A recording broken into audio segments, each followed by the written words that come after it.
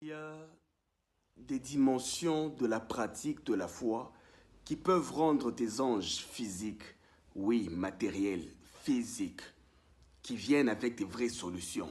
Pas ces anges démonstratifs que voient les prophètes dans les églises.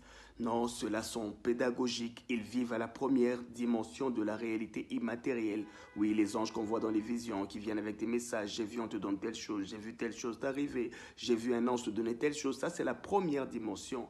Il y en a d'autres qui sont la deuxième dimension de la réalité immatérielle, dans la métaphysique, donc dans la manifestation.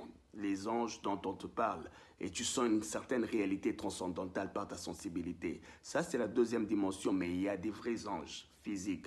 Oui, des anges connexion, des anges âmes sœurs, des anges portes d'opportunités, des anges bienfaiteurs, des anges aides inattendues. Oui, comme des personnes providentielles qui viennent qu'au bon moment vous proposer la bonne solution, bien la bonne option. Ce sont des réalités.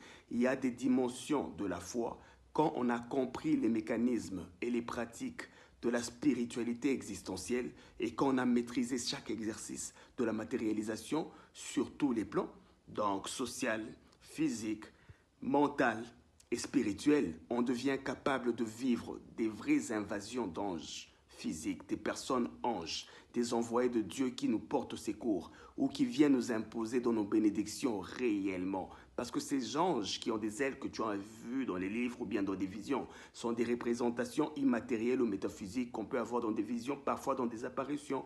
Oui, c'est aussi des dimensions, mais il y a une dimension où, au-delà des promesses et des projections ou des orientations que donnent les anges qu'on a dans nos visions, ce qui déjà va nous demander encore pour que les choses se matérialisent une autre responsabilité, c'est des échanges, mais ils sont pédagogiques et démonstratifs. Mais pour les personnes initiées et conscientes, leurs anges deviennent physiques, pas ceux qu'on voit dans les prières ou dans les visions, mais des vraies personnes qui viennent avec des vraies solutions au bon moment. Un ange âme sœur, un ange une opportunité, un ange une providence exceptionnelle, des vraies personnes.